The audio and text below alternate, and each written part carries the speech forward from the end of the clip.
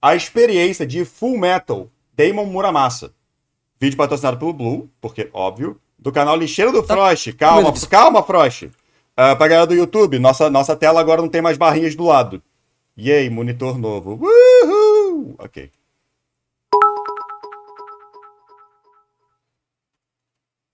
Hoje era um dia em que eu iria para a faculdade, aconteceu que convenientemente começa às 11 horas, então tem um dia na semana que vou poder estar aqui. E aí, Vitor de volta pra live. Maravilha.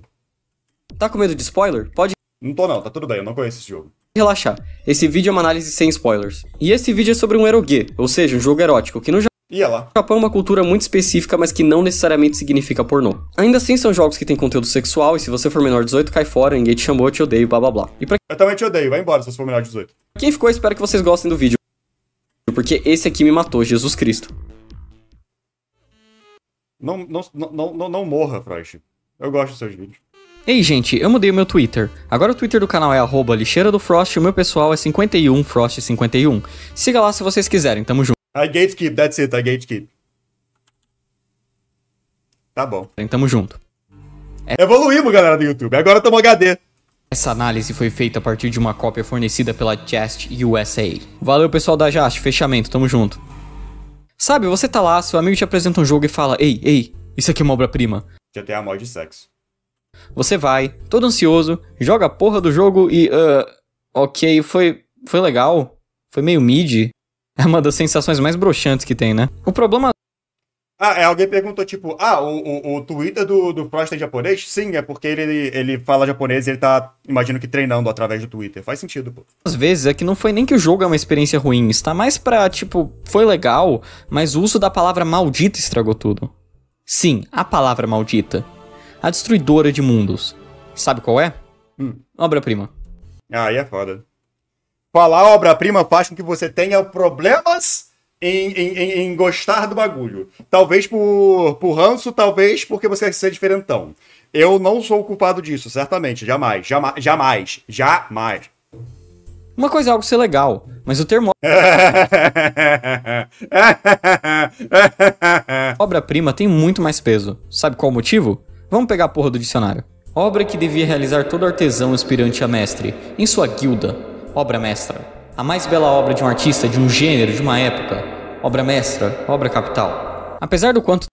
Tudo bem que eu mandei que Hotline Miami 1 e 2 são obras-primas. Porém, eu entendo o conceito de que, é uma palavra maldita, não deve ser usada, porque ela cria expectativas e tal. Sim, só que é um clickbait tão bom. O termo pode ser vago a um ponto de... Last of Us 2 como obra-prima é uma das frases já ditas. Eu não vou falar nada, não. Eu vou ficar em silêncio e tomar meu café. Convergência. Uma obra-prima não é simplesmente boa, é um ponto de mudanças. É algo de destaque. Além do que, no geral, é produzido... Gente, completei 18 ano passado. Acompanho você há 2 anos. Você me odeia? Eu te odiava. Aí você fez 18. Agora você é tranquilo. Em uma determinada seleção. Já que eu sou chato, vamos para exemplo de cinema. Por que Dançando na Chuva é uma obra-prima? Porque marcou a época em geral. E além de marcar a época, influenciou tudo a seguir. E é uma das obras mais definitivas do cinema hollywoodiano. Mas do cinema hollywoodiano em geral. Além de ter cenas incrivelmente coreografadas, o jeito que a música e a direção de arte auxiliam para criar momentos E isso também, obviamente. Era um bom filme. inesquecíveis é até hoje catártico, servindo também como um retrato temático da transição do teatro para o cinema. É um filme que até parece simples a olho nu, mas a sua perfeição e densidade em subtexto tornam-o uma assistida obrigatória. Seus Anéis é obra-prima? Sim, Seus Anéis é obra-prima. Mas que eu não particularmente adoro hoje em dia, como já falei antes. Para estudantes de cinema até hoje. Por que Nevermind the Bollocks da banda Sex Pistols é uma obra-prima? Aí é meio forte, mas tudo bem. Apesar da simplicidade técnica, foi a obra que definiu a estética e o ideal punk, Tá, justo. de modo que pudesse virar uma The Wall é uma obra-prima. identidade a ser seguida. Geralmente obras-primas são obras que causam uma disrupção nas artes, tipo Loveless, do My Bloody Valentine, que é o álbum manifesto do shoegaze. Sim, exato. São os que, tipo, lança o negócio, ele é bom, pra começo de conversa, ele é muito bom. Toda a obra, o poder artístico e poder de qualidade de construção daquela obra são impecáveis ou perto de impecáveis, e ele cria um certo impacto tanto na arte em si, que ele está, quanto nas pessoas que o veem, e muda a vida de muita gente sendo uma obra-prima. Ele muda a sociedade de alguma maneira, basicamente. Claro, você Maneiras que você pode não concordar ou maneiras que você pode não compreender, mas mudou alguma coisa. tinha banda antes que experimentava com ideias similares, como The Stooges, mas Sex Pistols acabou definindo um padrão, inspirando diversas bandas posteriormente. E em jogos, temos diversas obras-primas, desde Doom para os Deu uma obra-prima. jogos de tiro em primeira pessoa, definindo como um jogo de tiro iria ser por décadas e trazendo inovações tecnológicas absurdas, até Guitar Hero, que fez Esse é longe, mas eu entendi um ponto, um pouquinho. Danas, uma vez você disse que os jogos estavam na sua infância narrativa e agora estão na sua fase jovem adulta. Eu sinto que os mangás também não atingiram sua maturidade narrativa. Mangá eu discordo, mangá eu acho que, tipo... É porque... Deixa eu tentar explicar aqui. Meu ponto aqui, até porque a gente vai falar de jogo, então faz sentido, né? Uma questão de videogame é que eles começaram a existir nos anos 70 e se popularam nos anos 90 e continuaram se expandindo e tal. Só que eles eram vistos não como uma forma de arte, mas como um brinquedo. A história daqueles jogos muitas vezes era muito simples, especialmente os super popularizão que chamavam a atenção de todo mundo. Tipo, qualquer história de Mario é a história de Mario. Isso quer dizer que não tinha boas histórias em jogos nos anos 90? Óbvio que não, tinha muitas. Tanto que RPG ocidental era muito interessante nessa época devido a isso. Tinha muitas histórias muito boas nessa época. Só que não era um ponto, não era o ponto em particular. Ele era um brinquedo, não era uma manifestação artística, pelo menos diante dos olhos de muita gente. Foi avançando um pouco mais a indústria de jogos, especialmente os mais mainstream, começaram a ter uma aceitação maior pelo público em geral, e com isso coisas mais interessantes começaram a serem feitas e serem divulgadas. O meu problema é que a gente chega numa parede ali no meio tempo, que ao invés dos jogos pegarem a mídia de jogos e criarem as suas histórias através da mídia de jogos, eles olharam para filmes e falaram, os jogos são tecnicamente audiovisual também, e começaram a se inspirar muito em filmes.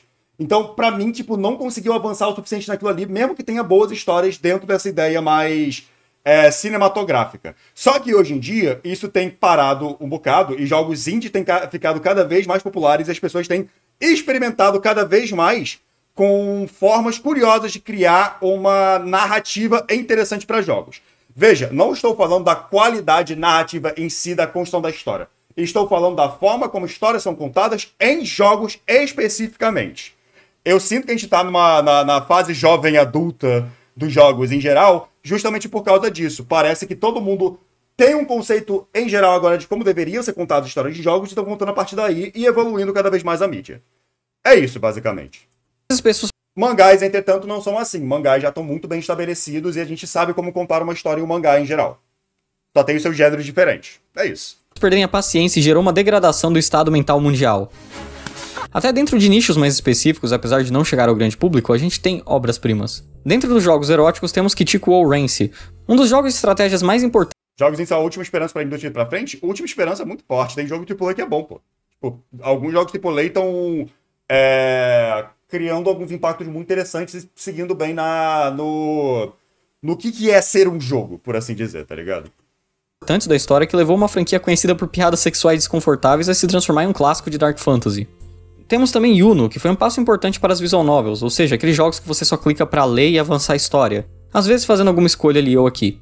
Yuno trouxe seus sistemas de Até jogos AAA que são bons, lançam todo bugados ou muito caros? Não, sim, isso é um problema em questão de ser algo mercadológico, ser algo mais pro mercado em si, do que pra ter alguma manifestação artística. Claro que pode ser os dois ao mesmo tempo, geralmente é os dois ao mesmo tempo, só que os engravatados sempre vão querer que o jogo seja lançado antes que ele esteja pronto.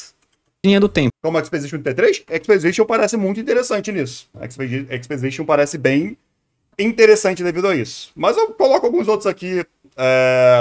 Witcher 3 foi um grande marco na época também por causa disso. Cyberpunk, depois que ele foi consertado também, por exemplo. Jogos da Atlus, mas que tem os seus problemas mercadológicos também. Tipo, o Metaphor é muito interessante em avançar a forma de contar uma história. Coisa assim. Definindo como as visual novels iriam trazer rotas, e não só isso, mas provou que o meio poderia trazer histórias muito bem construídas, sem se vender Dark Souls é um ótimo exemplo, sim. Elden Ring, enfim. especificamente pelo pornô. E claro, se você sabe o que é visual novel, com certeza você deve ter ouvido falar da Nitro Plus. Nitro Plus é Nunca ouvi falar. É o de Sanuta? conhecida por trazer várias novels menores, mas com conteúdo muito perturbador. Eu sei que muitos de vocês conhecem a empresa por E aí, Steins Gate? Steins Gate, que além de ser uma puta visual novel clássica, tem anime, tem spin-off, Esse eu joguei, não ironicamente. tem tudo. Mas Tipo, eu joguei algumas poucas visual novels na minha vida. Essa é uma delas. Que eu lembro de cabeça, foi Steins Gate e Fate Stay Night. Só que Fate eu não lembro de nada e Steins Gate eu lembro de algumas coisas. se você já leu mais coisas deles, você com certeza já se deparou, em sua maioria, com histórias bem pesadas, cheias de horror, sangue, blá blá blá. Kikokugai, Hana Shirasu, Sayano Uta. Não é por acaso que o Ele tá inventando todos esses negócios. Gen. Ok, Urobuchi Gen. diretor de Madoka Mágica e Psycho Pass, Bom anime. Gin Urobuchi, Sim, YouTube, eu vou pausar, desculpa. começou sua carreira por ali e foi basicamente uma das Desde das senhoras ou algo assim, eu era um adolescente com um PC ruim que tinha muito tempo em mãos. pessoas que definiu a direção da empresa. Ao ponto até que VNs que não parecem ter sido projetados pra tal horror, como o Dramatical Murder, só com alguma cena hiper violenta em um final alternativo ou algo, porque senão não é Nitro Plus. Bem, a Nitro Plus é uma das empresas maiores do mercado, então é de se esperar que algumas das VNs mais bem avaliadas sejam deles. Pra mim, popularidade não significa nada, mas talvez seja pelo menos um indicador que uma história pode ser interessante. Vamos ao VNDB então, o lugar que você dá nota pra esse horrível estilo de jogos. Exemplo, na análise, a primeira coisa que a gente vê é que Muv Luv Alternative é a mais aclamada, mas apesar disso, a gente já tem Steins Gate. Mas vamos ser honestos aqui. E depois tem o Mineko. O Mineko. Steins Gate tem uma identidade muito própria e não é por acaso que é uma colaboração da 3PB com a Nitro Plus. Dificilmente dá pra dizer que é um jogo puro da Nitro Plus em questão de identidade. Não tem aquela pegada edgy, cheia de horror e sangue. Então, vamos descer um pouco aqui. Esse tal de Soko Aki Muramasa é um dos mais altos, ou Full Metal Demon Muramasa para os mais íntimos. Pera, eu já falei desse jogo antes. Sayano Uta é um jogo de horror misturado com drama feito pela Nitro Plus, também conhecido pelo famoso e aclamado Steins Gate, Grammatical Murder, Token Rambu, Demon Bane, Full Metal Demon. Por que eu citei Muramasa nesse vídeo? Apesar da Just ter os direitos, Você tá pausando um pouco, Daniel, pausa mais. era uma daquelas histórias que todo mundo olhava e falava, essa porra nunca vai ser traduzida para inglês. É uma das mais longas narrativas da Nitro Plus em tempo, com pessoas chegando até 100 horas de leitura na época que só tinha em japonês. Ah, mas Frost, traduziram Mineko, traduziram Muv Luv, traduziram Fate, sim. Mas olha, Eles são super conhecidões, né? Tem isso. Muramasa tem uma peculiaridade muito filha da puta. Oi, Sprite! Tchau, Sprite!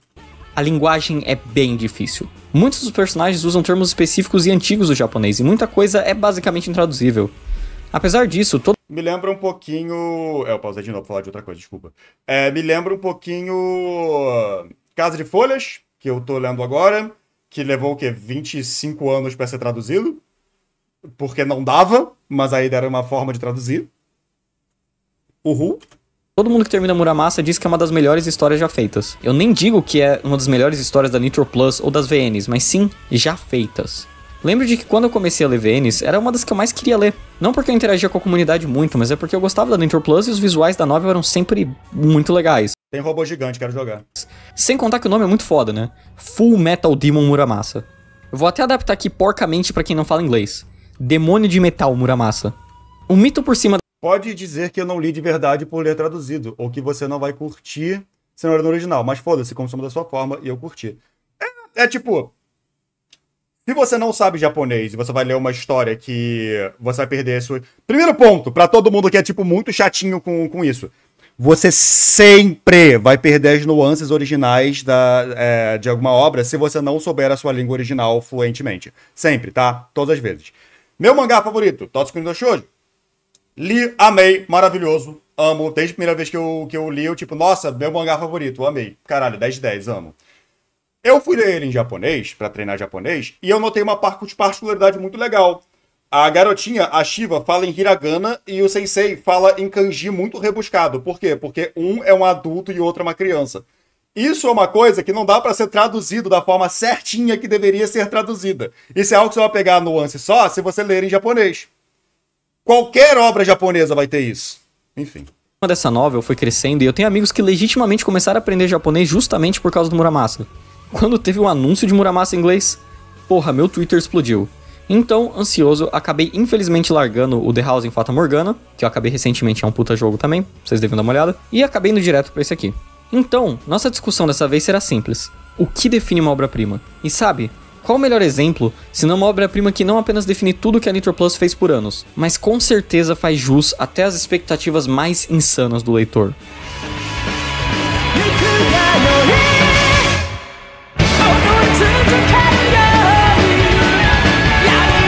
Eu acho curioso o fato disso, por exemplo, ser um eroge, tipo... Eu já advoguei várias vezes que eu gosto de conteúdo sexual em histórias, porque eu sou um pervertido. Não, mentira, porque eu vejo sexo como parte da experiência humana. Obviamente não de todo mundo, você pode só ser ace ou só não ter muito interesse assim, mas ainda assim, quando a história lida com questão sexual aqui e ali, eu acho legal. Mas é muito curioso porque o Japão sempre lidou com isso de uma forma muito estranha pra mim em certos pontos. E chamar alguma coisa tipo isso de um eroge é curioso, porque pra mim é só um negoção de meca que volta e meia pode ter coisa sexual, mas é só uma coisa com coisa sexual volta e meia. Então, curioso.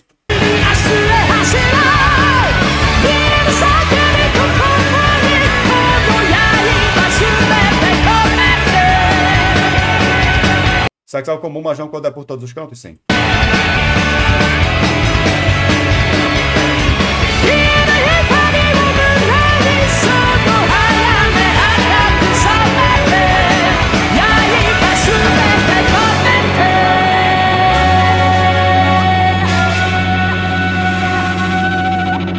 Eu gostaria de um anime ou de um mangá disso, só porque tem robôs. É isso. Essa OP é muito boa? Tem robôs, ela é boa.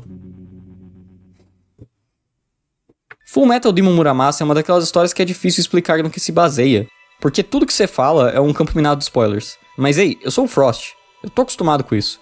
Eu fiz uma análise de uma VN de 4 horas sem spoiler, então uma de 80 não deve ser tão difícil. Tá, mentira, é difícil pra caralho. É engraçado que aqui... Saiu tão curtinho assim? Só 4 horas, sério? Achei que era mais longo. E já falamos de Sayano Uta, de Dramatical Murder, duas das novelas mais famosas da Nitro Plus, e aqui estamos de novo com outra obra famosa deles. Oh, Celso, por favor, eu tenho tanta ansiedade pra falar da Seventh Expansion ou de Subarashiki Hibi, mas fica pra outro dia. A premissa em si de Muramasa já inclui spoilers, então honestamente, se a minha descrição parecer simples, tá aí o motivo. E outra coisa, se eu errar parte da política desse mundo, perdão, é muito complexo e faz Fallout e Love Love parecer simples às vezes. Mas bora lá. Espero que vocês gostem tanto de história quanto o Blader Coyote. Que eu falei do contexto histórico Estamos em uma realidade alternativa política, onde a Grã-Bretanha dominou os Estados Unidos, a Rússia cresce e o Japão se vê no meio de um conflito entre os dois. A facção composta pela Grã-Bretanha e os Estados Unidos se chama GHQ. Eu gostei do estilo de arte, maneiro. Uma coisa que eu gosto é quando anime, mangá e essas coisas todas, o nariz é um nariz. Eu sei que é esquisito falar isso. Só que agora que eu tenho desenhado, tentando aprender a desenhar, minha maior dificuldade na vida é nariz. É difícil fazer um nariz certinho. E a maioria de mangá e anime só traço, sombra. Pronto, você tem um nariz, parabéns. Aí é legal ver, tipo, alguém realmente desenhando um nariz. E eu vou chamar esses países de GHQ a partir de agora. Um traço às vezes basta, mas eu acho meio decepcionante. Eu queria ver narizes. Isso é muito esquisito de falar em voz alta. Mas eu queria, tipo, nariz mais nariz mesmo. Porque a parada é que, obviamente não quando não é um estilo de arte que tenta simular algo mais anatomicamente correto, algo mais humano, tipo, os pessoas são baixinhos ou o que seja, aí tá tudo bem, aí é estilizado e tal. Só que quando o personagem tem uma altura certa e tá tudo certinho e o nariz é só um traço, eu fico tipo, mas você não tá totalmente, né? Enfim. A GHQ dominou o Japão, mas a guerra foi parada quando o Clan Okuhara entrou, por meios implicadamente ilegítimos, ao poder. Sim, foi um golpe. Nisso, o Japão vive um período de Guerra Fria, onde há paz entre a GHQ e o shogunato de Rokuhara, mas há guerras e conspirações acontecendo debaixo dos panos. O objetivo da GHQ é arrumar algum jeito de tirar o shogunato do poder, enquanto o objetivo do shogunato é expulsar a GHQ dali. Aí você vai falar, bem, o shogunato tá certo, né? Não. Com punhos de aço, Rokuhara estabeleceu um governo violento, com pouca comida para a população, muita tirania e muito conflito. Um governo onde, se acharem um espião na sua vila, é possível que todo mundo seja massacrado para garantir a autoridade do Estado. Ha! Então a GHQ... Shogunato, esse jogo se passa quando? Claramente em uma realidade alternativa, porque é um shogunato e tem robôs. é mais legal? Bem, o objetivo deles realmente é dar uma vida melhor para os japoneses, inicialmente pelo menos. Mas eles querem usar o Japão como uma base para invadir a China e bater de frente com as forças da Rússia que têm influência na região, transformando a nação das garotas gatos em uma zona de guerra violenta. Eu levei o stun. Esse é um mundo que ainda foi intocado pela bomba nuclear, mas que tocou num poder tão devastador quanto. Lembra das armaduras de samurai? Uhum. Então, nesse mundo alternativo, ferreiros habilidosos podem criar armaduras imensas e assustadoras, imbuindo sua alma e seus desejos nelas e sacrificando suas vidas no processo. Assim, eles criam tsurugis, ou seja, armaduras superpoderosas ao estilo do jogo Crysis, só que samurai. Sim, São armaduras imensas, não exatamente robôs, mas essas armaduras podem voar, andar rápido pra caralho, ultrapassam o reflexo humano e dão basicamente superpoderes aos Musha, ou É literalmente Anthem! Tô brincando. seja, para as pessoas que estão pilotando suas bodegas. Um Musha com sua armadura pode massacrar um grupo imenso de soldados facilmente, Bucha. estabelecendo superioridade no campo de batalha. Inclusive, cada Tsurugi, ou essas armaduras, né, tem um monte de poder especial e algumas limitações, especialmente incorporando as filosofias que moldaram a criação delas.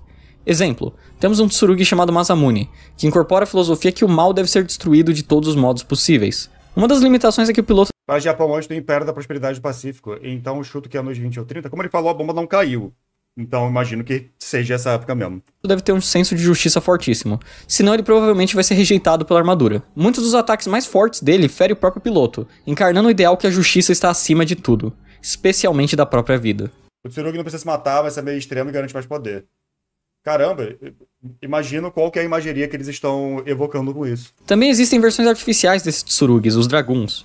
Eles são produzidos Final Fantasy! em massa e, apesar de portarem um poder similar, geralmente apanham feio desses tradicionais, sendo mais parecido com robôs que você vê na ficção, os mechas e tal. Apesar de armas de fogo serem amplamente usadas, isso cria a realidade que a principal força de combate são samurais rápidos com armaduras que balas não penetram e favorecem o uso de espadas. Eu ia falar isso, é tipo, usar uma arma de fogo em um mundo como esse é tipo usar a arma de laser contra um Jedi, tá ligado? Tipo, não acho que vai dar muito certo. Tudo bem que contra um Jedi é um pouquinho mais efetivo do que contra robôs, mas tudo bem. Então toda aquela coisa de filosofia de guerreiro e honra que a gente tinha no Japão ainda tem uma boa força. E se isso já parece muita coisa, bota em conta que tem conspirações acima de conspirações acima de conspirações. Há várias forças, ocultas e explícitas, em conflito de interesse constante nesse universo. E além disso, tem uma força que o interesse parece ser só o caos pelo caos, sem benefício a ninguém. Eu vou até mudar a velocidade da narração, porque isso aqui é pesado. Quando um Tsurugi prateado aparece, vilas inteiras aparecem brutalmente mortas. Vários suicídios e homicídios sem sentido entre as pessoas, onde parece que todos enlouqueceram. Esse Tsurugi é chamado de Ginseigo, e as pessoas nem sabem exatamente se é um humano, um evento natural ou algo assim. Lendas se formam, e as duas facções temem esse caótico modificador, que parece apenas massacrar sem distinção, matando vilão e herói, inocente e culpado, morte pela morte. Bem, mas pelo menos tem algum motivo pra alguém que vive nesse mundo horroroso, cheio de fome e guerra ficar feliz, é que tem outro guerreiro de armadura vermelha caçando esse guerreiro prateado assustador. Portando o amaldiçoado Tsurugi Muramasa, temido por deixar uma trilha de corpos imensa no passado, o protagonista Minato Kageaki Sangue para dar sangue, sim. embarca nessa jornada, tentando parar o Tsurugi prateado e viajando pelo Japão. Aliás, eu falei Japão todas as vezes agora, mas aí que vem uma diferença final que eu omiti justamente pra não confundir tanto. O nome do país na verdade é Yamato, e não Japão. Ok. Provavelmente uma referência ao período de Yamato no Japão, o período onde o budismo foi altamente difundido no país. Algo que até reflete os temas da obra. E essa foi a ideia básica do que Muramasa é.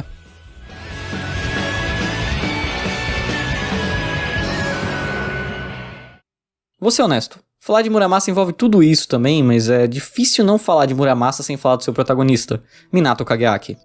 Eu pessoalmente vejo Muramasa como algo similar a um filme dos bons do Akira Kurosawa. Ok, ótimo take. Eu vou rapidinho pegar café, mas meu mano Kurosawa mencionado.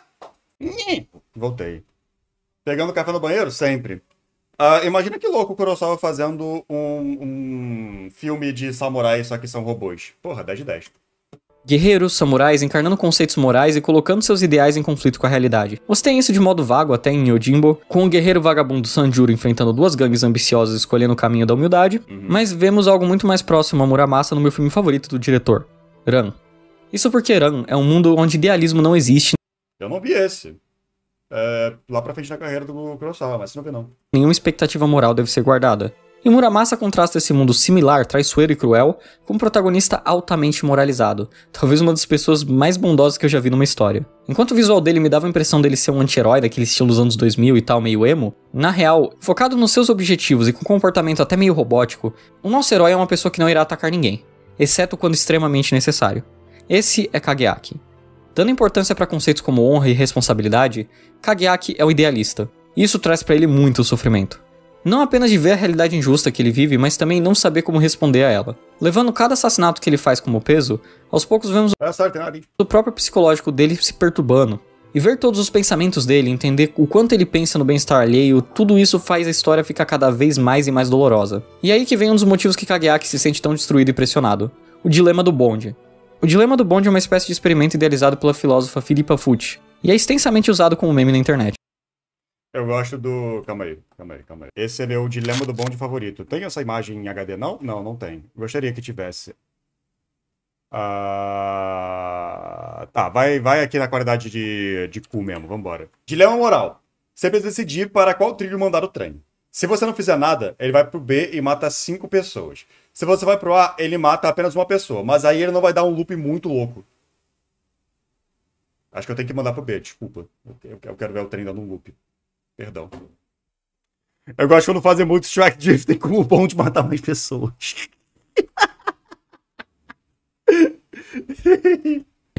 Não por ser engraçado, mas sim por ser legitimamente interessante e fácil de adaptar pra piadinhas. A base, na real, é bem ética. E é o seguinte, tem um bonde indo em alta velocidade, desgovernado. Infelizmente eu vi Hot Wheels na infância, vou ter que ser B.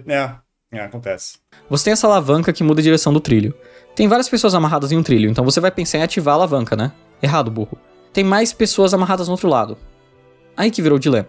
Se eu mudar o caminho do trilho usando a alavanca, menos pessoas morrem, certo? Legal. Mas lembra que aquelas pessoas não iam morrer, e você condenou ela pra morte quando você decidiu salvar as outras, né? Então, é um pouco mais pesado, você é culpado em algum nível pela morte deles talvez. Mas se você manter o bonde no caminho dele, mais pessoas morrem, e talvez você vá se culpar também por não ter salvo. Então o que você faria? A minha, tipo, sendo genuíno aqui, eu tenho o pensamento de que inação, tipo, a falta de uma ação, ainda é uma ação. Você é igualmente culpado por matar essas 5 pessoas se você não puxar esse negócio. Então, sendo o mais, como é que se diz? Humanitário possível, eu acho, o mais justo possível, o mais racional possível, eu puxo esse negócio e mato essa pessoa, e aí eu salvo 5. Porque senão, tipo, se eu não puxar 5 pessoas morrem, a culpa ainda é minha. Daniel, tá o confirmado? Obrigado. Agora, o que é interessante é quando colocam essa pessoa aqui é alguém que você gosta, é alguém que você conhece, é alguém que você ama. Aí entra mais no pessoal, do tipo, você valoriza mais seus próprios sentimentos e a pessoa que você tem uma afinidade, ou o maior número de pessoas em geral. E aí eu não puxo a alavanca, desculpa. Por ser um dilema, as respostas podem variar. Não fazer nada também é uma decisão sua, exatamente. É por isso que, ao invés de você, tipo, quando é só isso, é tipo, um desconhecido ou 5 desconhecidos, eu puxo a alavanca. Mas a maioria optaria por salvar a maior quantidade de pessoas possíveis. Sim. O problema é, o peso da culpa vai sim se acumular nas suas costas, e é isso que o Kageaki vive diariamente. E olha, se Muramasa pudesse ser resumido assim, não seria uma história que pelo menos leva umas 50 horas pra ler. Muramasa ama distorcer esse dilema. Uma hora coloca personagens bons e ruins em lugares diferentes. Às vezes, coloca o contexto de vingança. Mesmo que você mate uma pessoa que você considera ruim, eles tinham amigos, e esses amigos podem ver um lado diferente dessa pessoa que você matou. Tô mais preocupado com o fato que eu vejo os caras de ser assassinados pelo trem. Ver uma pessoa ser despedaçada ou 5. Você pode puxar a alavanca e fechar o olho, pô. E eles vão matar você. Que também tem entes queridos. E eles também vão atrás de vingança. Sabe aquele papo inteiro do The Last of Us 2, do ciclo de vingança e tal, que o pessoal ficou discursando por meses? Eu vou apertar a barra de espaço. Ou do primeiro Nier, que também não, beleza, aí tudo bem. tangencia esse mesmo tema. Imagina... literalmente Hotline Miami. Eu ia falar que tipo, eu já joguei essa pio antes, eu já falei isso de forma brincando e não brincando ao mesmo tempo. The Last of Us 2 é literalmente Hotline Miami 2. Tipo, os temas são muito parecidos, os conceitos são muito parecidos, a ideia em geral é totalmente parecida. Só que são feitos de formas diferentes. E talvez um deles eu goste mais que o outro. E tal, que o pessoal ficou discursando por meses. Ou do primeiro Nier, Os dois são continuações, exatamente, igual. que também tangencia esse mesmo tema. Imagina isso só que sendo discutido muito mais a fundo. Se o básico do dilema do bonde já enlouquecia Kageaki, todas as distorções dele o confunde, o deixando em estado constante de autoanálise. Ele nunca vai estar certo do que ele tá fazendo. E esse estado também vai atingir o leitor facilmente. E mesmo que, sei lá, o relativismo moral não vá te atingir muito, outros personagens com certeza têm algum posicionamento moral mais parecido com o seu, e se identificar com pelo menos algum deles vai ser muito fácil. Maurício, eu amo vocês, mas eu espero que vocês entendam que, tipo, pelo que vocês estão falando aí, alguém vai ler o chat durante a live e vai querer correr atrás de algum de vocês. Vai descobrir o IP de alguém aí porque vocês falaram mal de Last of Us 2. Falando em Eu não falei nada, fiquei em silêncio. personagens diferentes, vamos falar da armadura do protagonista, que é uma personagem. A tal da Muramasa. Parece aquele Digimon do Digimon 4, que a galera vira Digimon. Igualzinho. Mas eu não posso falar muito porque, sério, tem coisas que é melhor você ver você mesmo. Mas eu posso afirmar que Kageaki e Muramasa têm uma dinâmica muito interessante. Tanto no ponto de vista de temas, quanto na relação mesmo. É carismático, é divertido de acompanhar, especialmente no fato que o Kageaki é um puta de um sem noção. Enquanto isso, a armadura tem mais noção e fica chocado com a estupidez do Kageaki. Você acha que fã de Last of Us 2 tem capacidade mental de descobrir IP? Uau! Caralho! Calma, amiga, calma. 客の礼儀として何か言おうと思うのだが、どうすればいいと思う？それは、まあ、時効の挨拶なんかが定番じゃないのかしら。なるほど。良い日和ですね。はあ。他には？そうね。 Que dia legal, é.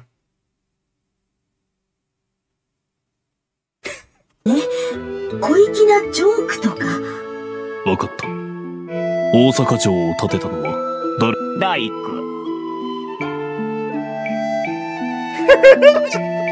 Além da armadura, Ok, essa interação foi engraçadinha. Eu conversando. Kageaki vai interagir com duas mulheres que poderão ser suas escolhas de rota. Sim, é uma visual novel, e é uma tradicional que cada rota você escolhe uma das garotas pra se aproximar e isso muda totalmente o rumo da narrativa. Você agrada a elas, ganha uns pontinhos com ela, e isso vai definir eventualmente como a segunda metade da história vai ser.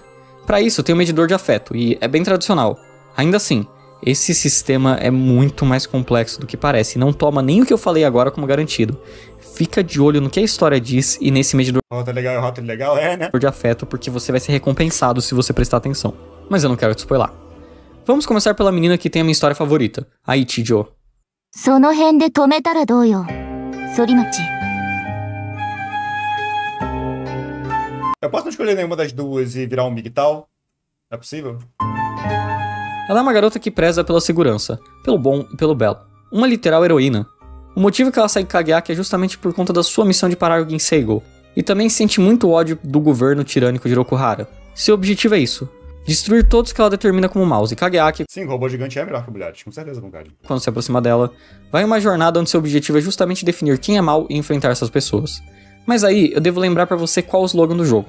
Isso não é uma história de heróis. Muramasa não é uma história onde a moralidade é preto e branco, e também não digo isso do modo canastrão e emo dos anos 2000. Eu não tô falando que é uma história necessariamente que todo mundo vai ser constantemente filha da puta, ou que Você já pensando em seus carinha também? Não, todos os meus protagonistas de Persona são solteirões. todo mundo é meio edgy. Eu tô falando de uma vibe mais reflexiva, assim como os filmes de Kurosawa. Entregou a idade falando do MGTOW em vez de Incel, eles são duas coisas diferentes, você tá ligado, né? Tipo, eles estão tangencialmente relacionados, mas eles são duas coisas diferentes. Logo, essa rota é bem movida pelos dilemas internos do protagonista e da garota, refletindo sobre a natureza dos seus objetivos e das suas ações. Também conta com algumas das melhores batalhas do jogo e a reta final faz essa ser a minha rota favorita do jogo. Considerando que essa rota é sobre ser um herói, a gente precisa de um contraponto. Então você tem a Kanae, uma espécie de oficial militar da GHQ. Ela faz piadas constantemente, não leva nada a sério e é um personagem muito divertido. あれはまんざらでもないと。ドキドキ。 Ela tem até uma velha guarda-costas mordoma engraçada, mas ela infelizmente esconde um demônio muito maior dentro dela. E você fala isso quando você desce pra saia. Vingança. Ah, ok, beleza. Era a piada. Ela é violenta, extremamente manipuladora, e suas crenças pessoais são muito mais egoístas. Se você sente que alguém fez algo de errado pra você, você pode e deve retalhar. E se alguém sentir que você fez algo de errado nesse processo da retaliação, está ok pra você ser retalhado também. Na visão dela, pouco importa o resultado final ou quantas pessoas vão morrer. O que importa é a pessoa ter força de lutar contra as injustiças pessoais próprias. Kageaki se vê colocado Caraca, esse jogo é literalmente Last of Us 2. Last of Us 2 inventou o conceito de vingança. num ceticismo, e os dois acabam refletindo muito sobre esse Literalmente é 50 Blessings. Mais ou menos, a 50 Blessings pode ser um pouco diferente, mas eu entendi a comparação. lado da moeda. É uma boa rota, mas tem umas partes que a jogabilidade é bem chata, e se você é compulsivo como eu de querer testar Jogabilidade igual testar opções. Se puder, vai tomar no cu. Eu lembro que eu vi no Twitter o Frost e o Ariel discutindo se Danganronpa é uma visual novel ou não, Porque pelo ponto do Frost, tipo, você não só lê, tem opções, tem gameplay, tem mais coisa pra fazer, além de só, tipo, ler e tal. Não é só isso aqui. E, tipo, justo, mas foi engraçado, porque parece que ficou muito longa a discussão dos dois, aí eu fui ver e é só, tipo, uma resposta do Frost, mas continuou. Ficou aparecendo na minha timeline por muitos dias, enfim. Todas as opções vai ser muito doloroso. Eu realmente não gosto muito das partes de gameplay dessa história, mas apesar disso, assim como a VN e Uno, a frustração Um jogo livre deixa de ser um livro? Como assim? na jogabilidade às vezes é bem proposital e se relaciona com uma reviravolta importante depois. E por fim, a rota verdadeira. É onde descobrimos mais sobre a solução que o escritor, Narahara Itetsu, dá às ideias que são expostas. Claro, você vai ter indícios do que ele quer dizer desde o começo, mas é aqui que o Kageaki realmente chega numa conclusão pessoal importante. Também tem um final alternativo que você fica com a melhor garota, a Chachamaru. Mas essa é uma rota menor e na rota verdadeira você meio que já descobre qual que é a dela. Claro, e não acaba por aí. Temos vários personagens. Um livro de RPG solo ainda é um livro, mas é um jogo. Não, é diferente. Deixa eu tentar explicar aqui, mais ou menos. Persona é uma visual novel? Você pode dizer, Persona tem elemento de visual novel, mas eu nunca definiria Persona como dentro do gênero visual novel, tipo, realmente uma visual novel, ponto final, é uma visual novel. Não, ele conta a sua história através de uma visual novel, mas tem um gameplay. É meio que isso que o Frost estava falando. Um jogo livre tem gameplay porque você escolhe a própria história, indo pra página terminada, mas não deixa de ser um livro. Mas é diferente, pô. É diferente. Ainda é um livro. Ainda você está seguindo como um livro. É tipo você falar que, por exemplo, Casa de Folhas não é um livro justamente porque ele quebra a lógica de como o livro funciona, mas ainda é um livro. A parada é tipo, dentro de uma visual novel, você dar muitas opções de gameplay, além de só seguir a história como uma visual novel mesmo, faz com que ela continue sendo uma visual novel ou não? Pra mim, tanto faz. Essa é a minha resposta. Mas pra Persona, por exemplo, eu nunca definiria como... Que é um exemplo mais extremo. Nunca definiria como uma visual novel. Eu falo que a história é contada como uma visual novel, mas não é uma visual novel. Personagens secundários, incluindo pessoas com poder político forte e outros mais humildes. E até talvez alguns que estão no meio dessas duas categorias. Dentre eles, The Last of Us é um filme ou é um jogo? Porque ele é contado como um filme. Tá ligado? Coisa assim. o meu segundo personagem favorito da história, Sorimachi. Enquanto Kageaki é meu favorito e é um dos personagens mais interessantes do meio das VNs, Ichizo Sorimachi é o Virgil perfeito pro Dante que o Kageaki é.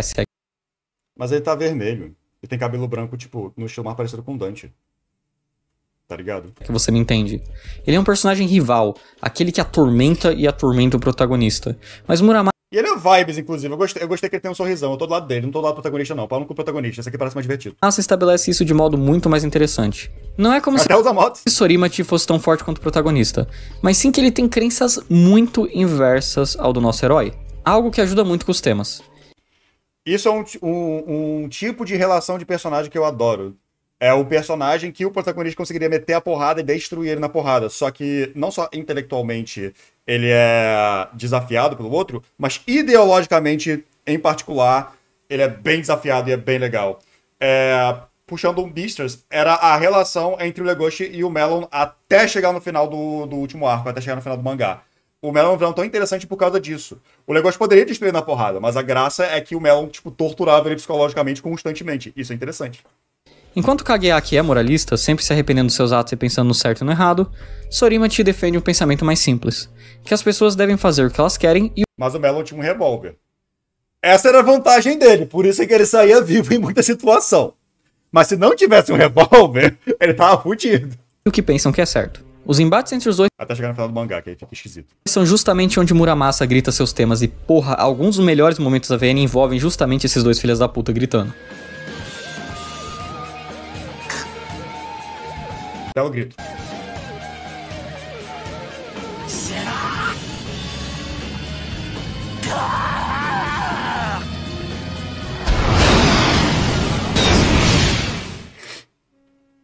Vale lembrar que a história, não sendo madura apenas em temas, Olha que fofa ela chacinando uma galera toda. Muito fofinha, eu gostei. acaba envolvendo o valor de choque. Então, se coisas como abuso sexual, violência, familicídio, guerras ou massacres te desconfortam, fique bem longe de Muramasa. Felizmente, não é o núcleo da história, honestamente. Eu não acho que chega no nível do que você vê nos arcos mais pesados de mangás como Berserk. Mas eu diria que esperar algo próximo disso também não é muito utópico.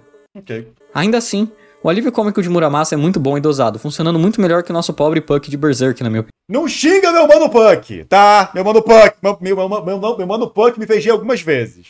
Muitas vezes, na verdade. Deixa meu mano Puck em paz. Muramasa é a visual novel com o melhor ritmo que eu já li. Apesar de ser imensa, eu não acho uma recomendação estranha para iniciantes. Toda hora, todo segundo, você vai estar em momentos interessantes e, bom, não é que nem Love Love que você tem que ler 25 horas de Slice of Life e humor leve pra chegar na parte que a história fica intensa. Já viu o Puck de Yoda? Puck Mestre Yoda, calma aí, Puck Mestre Yoda, temos que Puck Mestre Yoda. Puck Mestre Yoda, peraí. Puck Mestre Yoda, ô Frost. O seu argumento acabou de ser completamente refutado e destruído de uma vez só, porque Puck Mestre Yoda. Simples assim. Simples assim. Não é Tsukihime que Acabou, sim. até começa bem, mas realmente só engaja nas duas últimas rotas. Muramasa começa incrível e continua incrível, e mesmo quando o ritmo cai, não demora tanto pra subir de novo. Muramasa muda de foco na narrativa toda hora, mas sempre constrói as coisas de modo discreto, se tornando totalmente imprevisível. É reviravoltas constantes, mas muito bem implicadas, e é uma daquelas histórias que falar espere o inesperado não é muito exagero. É polido, variando introspecção, política, drama, humor, tragédia, catarse e batalhas de modo que o leitor nunca ficará entediado ou sentirá que o tom foi perdido. E honestamente, falar batalhas foi uma boa, porque é uma das coisas que Muramasa entrega muito bem. Se você é fã de VN de batalha, como Fate Stay Night ou Desire, saiba que Muramasa não fica muito atrás. Antes de ler Muramasa, eu fiquei curioso com a escrita do autor e eu fui atrás de outra VN dele que felizmente foi traduzida para o inglês. Hanachirusu é uma história interessante por si só, se passando em Japão violento moderno, mas com Já teve um anime? Ou eu tô maluco? Eu posso estar maluco, mas já ouvi falar desse nome. pessoas ainda usando espadas. Eu não vou detalhar muito porque esse aqui é outro tipo de criatura e merece um vídeo próprio, mas o que eu quero dizer é que lendo esse, eu notei que o Itetsu é um especialista em espadas e sabe dar descrições específicas e até explicar como cada ataque é executado. Tem rumores dele realmente ter algum estudo na área, mas infelizmente muito sobre o autor é desconhecido. Eu tentei pesquisar e encontro até uma entrevista ou outra, mas a maioria do conteúdo que eu encontro é no próprio Full Novel ou no VNDB, então eu não tenho tanta confiança. Ok, tá, beleza. Enquanto todos elogiam Eu acho que uma parada pra dizer disso é que, tipo... VN é um livro, né? No fim das contas, meio que é um livro, é pra ser que nem um livro. Só que, pelo que eu vejo muita gente falando e comentando e tal, parece que descrições não estão dando tanto foco assim. Então, se você quiser escrever uma história de ação pra um livro, uma visual novel que seja, você deveria narrar a ação bem. Você deveria narrar essas coisas bem. E não é, tipo... E aí ele chegou e pegou a espada e matou 50 pessoas e foi muito foda, veio um outro cara, bateu nele, ele defendeu e tal. Não, você tem que narrar bem como é que funciona essa luta. Eu não acho que ele precisa ter conhecimento na área de espadas especificamente pra conseguir entregar isso bem. Ele precisa narrar bem esse tipo de coisa. Então, acho que ele só sabe, tá ligado? Uma coisa que ele estudou e aprendeu a fazer bem. elogios de ritmo e tal que eu fiz ao Muramasa se aplicam perfeitamente aqui. Uma coisa me incomodou muito. Às vezes a descrição das lutas eram excessivas. Mas tá pra Outram do que o livro, a estrutura descritiva é mais próxima. Justo, mas pra, tipo, combate e cena de horror, tipo, horrendo e nojento e tal, é uma boa você descrever como um livro. Pode não ser tão extenso quanto as descrições de um livro, tem que ser um pouquinho mais resumido, é claro, mas ainda acho que pega muito da sua habilidade em escrever essas coisas na forma de um texto, na forma de um livro em geral. Obviamente um texto, porque tem um texto aqui, mas enfim. E só me cansavam. Às vezes eu só queria que eles parassem um pouco, sabe? Mas felizmente eu acho que alguém avisou o escritor, porque Muramasa é o total inverso disso. Muramasa tem um nível de descrição que me agradou muito nas lutas. Até porque pode ter apoio visual, às vezes até vídeo. Sim, claro, isso é possível. Além delas terem total lógica, incluindo no uso das armas, especialmente do jeito que elas funcionam, as espadas, os poderes e o fato que eles estão voando também é interessante, porque tem a força gravitacional, por exemplo, que é algo que pode mudar totalmente o rumo da batalha, logicamente, o autor nunca vai te sobrecarregar de informações ou detalhes muito específicos. Talvez pra pessoa que não lê VN seja um pouco pesado, mas pra quem lê VN, vocês sabem do que eu tô falando. E sem contar que, honestamente, vamos lá, isso é uma venda da Nitro Plus. O investimento visual é alto e Muramasa é a história mais ambiciosa deles em todos os sentidos. A apresentação visual, Jesus, eu acho perfeita. Sua visão do cockpit, animações 3D legais, seja exatamente detalhados e direção cuidadosa, te faz se imergir no contexto muito fácil. E ao contrário de Love Love, é bem fácil de entender o que tá acontecendo. Tudo é facilmente legível e o visual realmente serve como um bom feedback de tudo o que tá acontecendo. Inclusive, de começo, eu nem gostava da aparência das armaduras muito, mas com o tempo, esse estilo hiper poluído acabou crescendo em mim. É maneiro. Faz total sentido com a inspiração principal, que são armaduras de samurais, altamente ricos, que realmente podiam pagar para ter obras-primas hiper detalhadas como essas. Talvez a única falha no polimento seja a questão dos sprites. Enquanto Eu gostei, sei lá. temos vários sprites de reação nesses quadradinhos aqui em cima, temos pouquíssimos para os personagens na tela. Não, tá, ok, justo então. Felizmente a escrita te puxa muito e faz o serviço junto com a música. E também que o diretor notou isso e não colocou os sprites nos momentos errados, já que eles geralmente não reagem em todas as situações muito bem. Ainda assim, os que tem são lindos. E eu amo o traço do Namaniko ATK, o artista principal por trás dos personagens. Logo, Muramasa é a VN basicamente perfeita, não é? Bem, eu acho que, pelo menos em termos de análise, é a mais perfeita que eu já li. Mas... Mesmo que não seja exatamente a minha favorita, está bem alto no meu top 10, e eu acho que uma das maiores qualidades dela... O Mineko, o Wonderful Everyday que eu não conheço, You and Me and Her que eu não conheço, Higurashi, Muramasa, Yuno que eu não conheço, Love Love que eu não conheço, Steins Gate que eu li, House of Fata Morgana que eu não conheço e Song of Saya que eu não conheço. E aí, eu sou muito conhecedor de Vision 9. Dela é justamente isso. É quase impossível de apontar defeito. Eu só consigo apontar um, e mesmo pra falar dele eu vou ter que denotar outra qualidade forte da VN. Narahara Tetsu tem uma qualidade muito rara nessa indústria. Ele é sutil. Não espere que Muramasa se explique 100% no final e pode contar que algumas coisas ainda vão ficar na sua cabeça. Mas olha, tudo que não é diretamente explicado tem dicas e até indicações óbvias na história. Não espere que Tetsu também te diga diretamente toda hora o que ele quer que você pense. Felizmente, apesar de sim de ter várias explicações, Muramasa decide nos momentos críticos deixar que A Vision 9 Steins Gate é melhor que o anime? Na minha humilde opinião, sim. Mas é aquela coisa de que ela é uma Vision 9, então o ritmo é diferente. você pense sozinha. Seu uso de sutileza é exposto até nas cenas hiperviolentas. Muitas são apenas abordadas no texto, sem descrições imensas, e isso acaba deixando muito mais para o leitor preencher com a sua imaginação. Mesmo com tanta violência na história, Itetsu é ao contrário do Urobuchi não quer expor você a um mundo graficamente horroroso como vemos em Sayano-ta ou Kikokugai, e sim para algo mais interpretativo de como isso se sente ou parece. Infelizmente isso só fica nas cenas de agressão, porque apesar disso tudo, eu realmente odeio o jeito que Muramasa usa das cenas sexuais. Muramasa conta com várias cenas de sexo, e a maioria, né, jogo da Nitro Plus, é sim, é sexo forçado. E Que legal.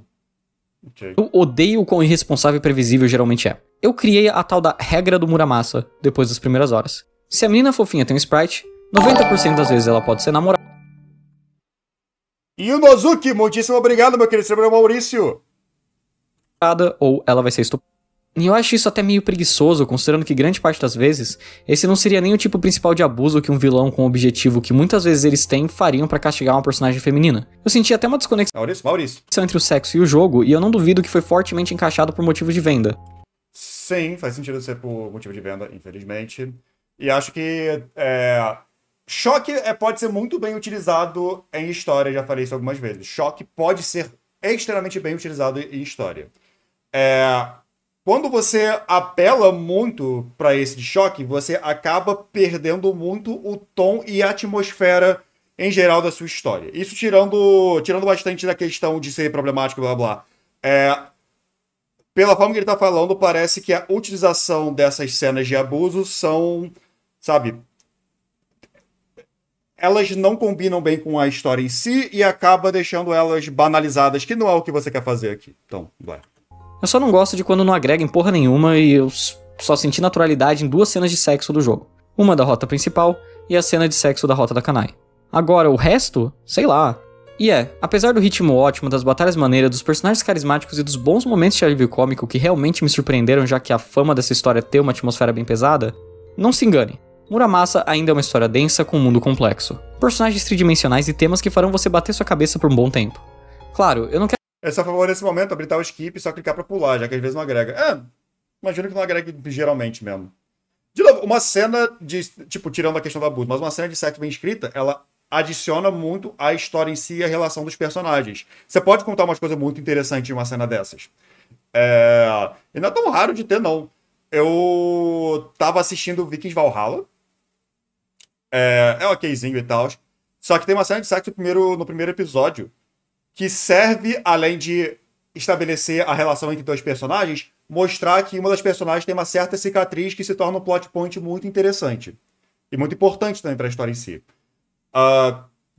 É isso. Porque eu falo isso que tem muita gente que tem uma visão muito puritana pra série de sexo, tipo, não precisa, é irrelevante em história e tal. Não, pode ser.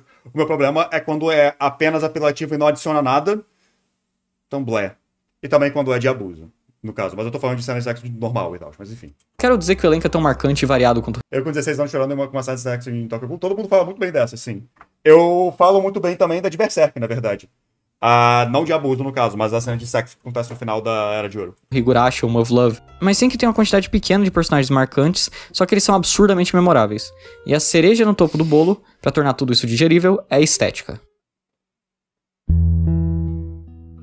Apesar da questão de ter poucos sprites, Em Eroge, às vezes, o sexo depende da obra. É usado para avançar a história ou até para ter mais do MC ou outro, etc. Forma de pensar, mas às vezes você pode clicar para avançar rápido quando é só... Tá, e você se incomoda. Essa arte é muito icônica. Considerando que, tipo, pra Eroge em geral, eu imagino que essas cenas de abuso ainda são feitas pra ser, como é que se diz? Pra te dar uma reação positiva pra um certo público, pelo menos, eu preferiria só avançar mesmo. Eu amo a caixinha vertical e eu amo o quão bem ambientado o jogo é. Os fundos são muito detalhados. Caiu a live? Não, já vai voltar, já vai voltar. Vitor Dusk, muitíssimo obrigado, porque sempre por mais um beijo. Já é o segundo. É o segundo mesmo. Muito obrigado. Os personagens são hiper bem desenhados e apesar das armaduras em 3D chocar de começo quando eles são colocados nesse mundo 2D, depois que você se acostuma... E aí tem Last of Us 2 que é do nada? Então, aquela cena é super do nada. Se eu estiver pensando na... Porque tem uma no início do jogo, né? A segunda lá na frente. Ela é super do nada e ela é um pouquinho explícita, mas eu não me incomodo com ela nem um pouquinho, porque ela tem seu propósito ali, que é complexar um pouco mais a relação da personagem. Eu não vou querer dar spoiler nenhum, tá? Complexar um pouquinho mais a relação da personagem com o grupo dela e mostrar que, tipo, nada ali são um mar de flores, tá tudo mais complicado e ela não é particularmente muito bem vista até mesmo entre os amigos. É ok. É tipo... bem feito o suficiente. Eu sei que todo mundo caiu em cima porque a personagem não é convencionalmente atraente e vem realmente do nada, vem com uma surpresa. Mas não acho que é um problema, não. Eu não acho que ela cena é um problema, não. Só adrenalina no máximo. É do caralho. Tudo contribui pra te levar a esse Japão alternativo. Especialmente a trilha. Esse vídeo foi basicamente feito na base da trilha do jogo. E pelo menos essas faixas... Sim, essa mesmo, ignora. Ela tem propósito, mas ou é um personagem muito fraco. Yes, eu concordo. Eu concordo gênero no grau, mas ainda assim, tipo, eu consigo entender o propósito daquela cena, não tem problema, não me incomodo com ela, não. Porque muita gente se incomodou com essa cena na época. Tipo, na época até hoje em dia, todo mundo zoa e fala sobre, tipo, ai meu Deus, por que tem isso aqui? E, tipo, é porque você não acha a personagem bonita, você só tá reclamando por causa disso. De resto, ela tem uma relevância ali, ela tá ali por algum motivo. mais atmosféricas, você já deve sentir a vibe. Mas o que realmente me puxa no jogo são quando as músicas cantadas aparecem. O tema do jogo é icônico, é a introdução desse vídeo, e eu não quero colocar os outros porque eles tocam em momentos específicos que é legal você ouvir a primeira vez lá. Aí você vai dizer, então Frost, coloca uma aí que não é cantada, que eu não achar bonito, já não sabe ver a beleza do mundo, tá? Eu esqueço que o Maurício gosta de mulheres musculosas. que é legal, o que você acha, então tá, eu vou colocar essa aqui. Vibes. Tá. Então, pessoalmente, essas trilhas de Muramasa que não são cantadas e também não são tão atmosféricas, eu acho elas tão sem graça. Eu gostei desse motivozinho que você botou. Eu só acho que o sintetizador é meio cheap, meio baratinho, não sei. Muramasa tem uma trilha composta pelo Ziz Studio, o mesmo pessoal por trás da trilha de Kikokugai. Preferia outra. Esse pode combinar na história, mas não gostei muito não. Hanatirasu. Isso é a coisa mais anos 2000 que eu já ouvi. E Sennou, tá? Essa é boa. Todas são trilhas sonoras que absolutamente amo. Mas honestamente, eu acho o trabalho aqui o menos marcante deles. Por ser muito atmosférico e não ter uma presença tão forte, eu senti que sim, é uma boa, mas não chega ao nível de Desiree ou Mineko. Essa é legal. Essa é too much pra mim, mas não sei. É boa, contribui, mas não se destaca tanto. Ainda assim, faz sentido com a direção geral, e dois temas do Ginseigo são duas das melhores músicas do Ziz Studio.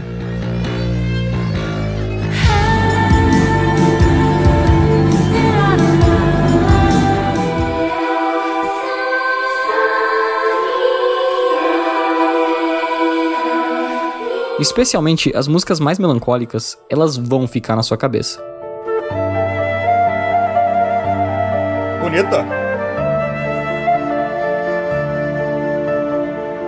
Desculpa interromper o vídeo, mas eu vou Tá bom. ter que falar. Diga. Eu mudei de opinião, por mais Ok. Foi rápido. que a trilha sonora de Muramasa não seja necessariamente a mais impactante. Sei lá, pareceu um pouco nosso jogo adulto e revolucionário, tá precisando de mostrar sexo. Talvez seja o mesmo. Eu discordo, eu não acho que era essa a ideia, não, daquela cena. Não acho que seja o que estavam tentando apresentar naquilo mesmo, não. Eu acho que realmente foi pra retcon instantâneo, sim. Eu acho que aquela cena em particular de Last of Us foi pra mostrar o que eu falei mesmo, pra deixar a situação da personagem com o resto do seu grupo um pouco mais complexo. Você poderia fazer aquilo sem o sexo. Você poderia fazer com, por exemplo, um beijo. Mas acho que é mais impactante e mais na sua cara de tipo, ih, caralho, se for uma cena mais saliente. Do meio das VNs de começo, ela tem um efeito de ser memorável pra caralho com o tempo. Já passou, acho que bem mais de 6 meses que eu acabei Muramasa, e ainda assim eu consigo ficar com as músicas na cabeça e lembrar de cada uma delas. Elas são bem únicas e tem uma atmosfera bem delas, assim. Você não vai encontrar outra VN com essa mesma atmosfera. Então, apesar dela não ser tão intensa imediatamente quanto um Mineko, e eu não acho que ela vai te pegar de primeira, exceto as cantadas, cara, é bem marcante. Eu gostei do que você mostrou. Eu gostei.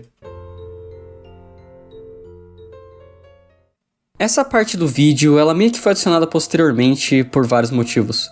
Um deles eu já vou expor de cara. Essa história é fruto da cabeça de uma pessoa, como eu já falei. Por que eu estou voltando nisso?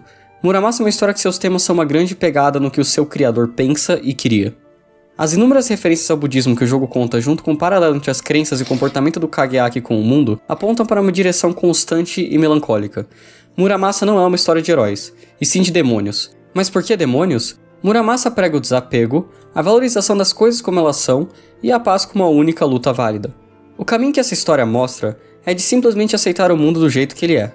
Um elemento que eu amo nisso é como a história constrói pessoas realmente horríveis, mas depois mostra como a morte dessas pessoas causaria efeitos ruins para outras pessoas e situações, onde tais indivíduos seriam na verdade bons ou benéficos ao todo. O inverso também é muito comum. Pessoas tentando fazer justiça, mas beneficiando fins não muito nobres no fim das contas. Muramasa pergunta, quem é certo?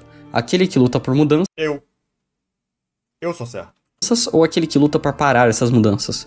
Minha resposta é nenhum dos dois, pois o problema está no fato que os dois lutam, matam, machucam e destroem. Se eu ganhasse R$1 pra cada jogo japonês, tem várias referências mais ao budismo, o PQP eu ia ser rico. Mas é normal, é só ver também a quantidade de obra ocidental que tem referência ao cristianismo. É normal você pegar inspiração na religião dominante do local que você vive. Do que adianta no fim das contas você se vingar Se eu ganhasse R$1 pra cada obra que tem referência religiosa, eu ia comprar o Elon Musk. Tipo, literalmente a pessoa Elon Musk, tá ligado? e machucar em proporção igual, alguém que te fez mal, se isso não vai beneficiar ninguém. E eu vou te falar, isso é visto por tantas óticas diferentes durante a história que Porra, gostei desse design. Achei maneiro. Demorei um tempinho pra ver que era assim. nenhuma explicação minha faria jus. Tanto que eu já li um rumor por aí que a ideia da história pode ter sido dada pelo Buda em si pro autor, e o que explicaria o motivo dele sair da indústria logo após de fazer Muramasa. Um dos maiores sucessos da Nitro Plus, uma das visual novels mais criticamente aclamadas, o jogo que faz jus à fama da empresa de fazer jogos pesados e adultos, mas que não sacrifica nem a identidade própria do Itetsu em suas lutas detalhadas, nem sua sutileza e muito menos a profundidade temática. E em seguida o autor sai sem explicação nenhuma? É tão misterioso isso que ninguém sabe exatamente onde Tetsu está ou o que ele está fazendo da vida agora. Ou pelo menos até onde eu saiba, o que é bem esquisito, pois com o nome dele no Japão, ele poderia ser aceito em qualquer coisa como roteirista ou escritor. Se para, ganhou dinheiro suficiente, ele tá de boas agora. Não sei, né? Muramasa é uma história sobre o problema que o conflito como conceito pode trazer. Vivenciamos longos capítulos de horror, conspiração, interesses econômicos, políticos, amor, injustiça e justiça. Me fala uma obra que não tem referência religiosa, mesmo que seja pra uma religião criada só pra aquela obra. Não consigo pensar em nenhuma.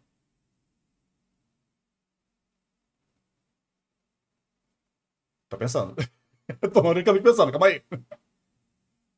Porque, tipo, aí você adiciona até mesmo. Se você pegar alguma obra, tipo, sei lá, alguma obra de detetive ou o que seja, em algum momento, algum personagem pode falar: Meu Deus, isso já conta como uma referência religiosa? Que aí a gente tem um problema. Para chegarmos Call of Duty eles falam: Meu Deus. na conclusão que a manutenção da paz está acima de tudo.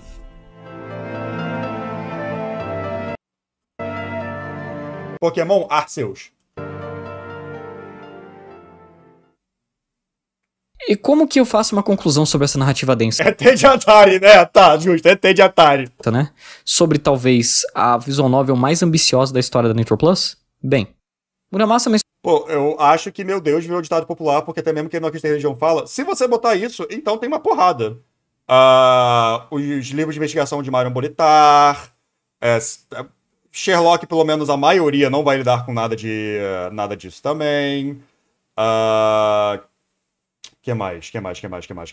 Eu posso abrir o Steam um segundinho aqui só pra dar uma olhada em jogos que eu tenho aqui. Dead Cells. Com certeza Dead Cells não tem.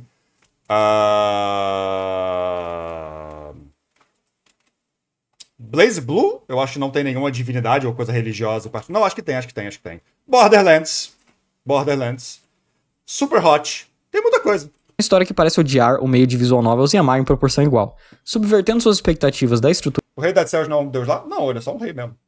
do gênero, mas também abraçando o suficiente para que, honestamente, nunca será possível ter uma adaptação de anime, porque a estrutura de rotas é absurdamente Pelo menos até o que eu saiba. Ele é um deus? Ele não é um deus. Hotline Miami? Hotline Miami não tem referência religiosa. Last of Us. importante Quer dizer, tem aquele grupinho lá que é meio que um culto, mas acho que não tem nada de religioso ali. para os temas da narrativa, algo que se encaixa perfeitamente em todos os sentidos. Apesar de Totoro ser a minha novel favorita da Nitro Plus, é muito mais por motivos de preferência pessoal do que necessariamente sendo No máximo, em Hotline Miami, quando vai acontecer a certa reviravolta lá perto do final da história do Beard, você vê alguém rezando. É o máximo que você tem. crítico, pois Muramasa é tão bom que transcende julgamentos. É o ápice do que uma VN da Nitro Plus pode e deve fazer.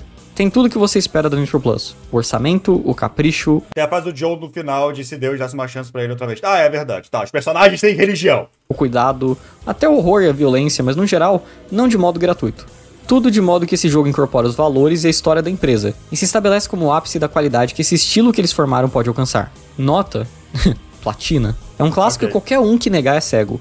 Muramasa vai te mudar como pessoa. Vai fazer você repensar muito das suas crenças. Eu não tô brincando. Apesar de ser uma história de robôs lutando, tem muito mais escondido por trás dessa saga divertida e no Curiosamente, como a maioria das histórias de robôs lutando, mas tudo bem. fim, os temas tomam direção e Tetsu vai sempre te lembrar do lado mais cético do nosso mundo. Mas não sem uma resposta Já que você não vai ler, aceita spoiler do poder do MC? Sim. inteligente e relativamente otimista. Se estabelece como uma das melhores VNs já feitas por sua relativa perfeição, por sua execução absurda, ambição extrema e por ser o ápice do seu autor. Mesmo com a sua Eu queria que tivesse uma porra de um anime ou que seja, mas, né. Evangelho é religião só pra estética. Ainda assim, utiliza conceitos religiosos dentro de sua estética. E também que você pode, tipo, conectar com coisa lá, mas, enfim. continuação anunciada, eu ficaria feliz se tivesse acabado aqui, porque eu não acho que dá pra superar ou repetir o Muramasa. É o que acontece quando tem uma harmonia completa entre intenção artística e compreensão de técnica, tanto na escrita quanto em todos os outros aspectos. Até a trilha, que eu critiquei um pouco, ela é inegavelmente algo que contribui pra Muramasa se estabelecer como tal.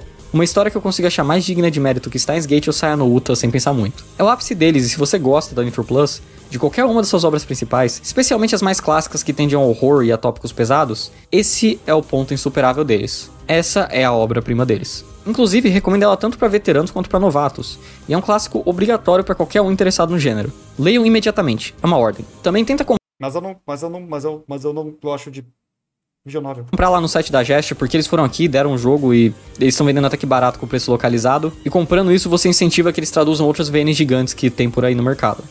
Até porque não é apenas um milagre ver esse gigante traduzido depois de 10 anos do seu lançamento original no Japão, mas essa história é um marco, e honestamente, se você perder esse aqui, quem tá perdendo, no fim do dia, é você. Mas é o visual novel.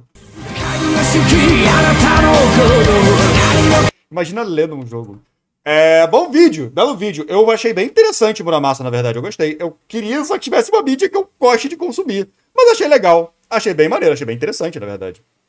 Então, pretty cool.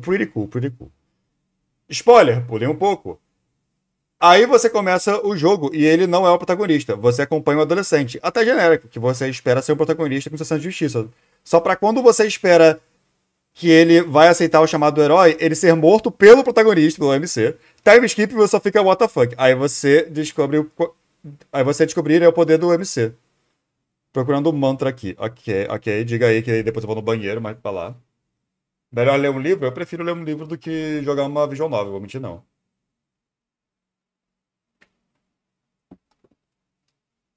Estamos esperando o mantra do Blue. Pra eu poder botar isso também no YouTube e aí eu no banheiro. Tem qualquer jogo de turno? Aí você é cringe. Jogo de turno é legal. Diferente de visual novel. Só que eu não vou jogar jogo de turno por um tempinho também, porque Jogo de turno demora muito, geralmente. Quer dizer, eu quero jogar aquele Ruined King, né? Que é um jogo de turno. E ele é mais curtinho, então... Blé. Viram a camisa da seleção? A vermelha lindona. Eu vi. Bem legal.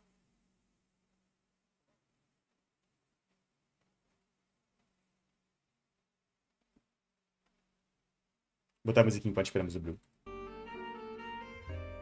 Ah, demorando a achar, mas ele basicamente, pra cada inimigo que ele mata, ele tem que matar algum que ele considera um aliado. Toda vida tem um peso igual, e o MC só se fode. Ah, isso é legal, isso é um conceito legal. Isso é um conceito bem legal. Gostei.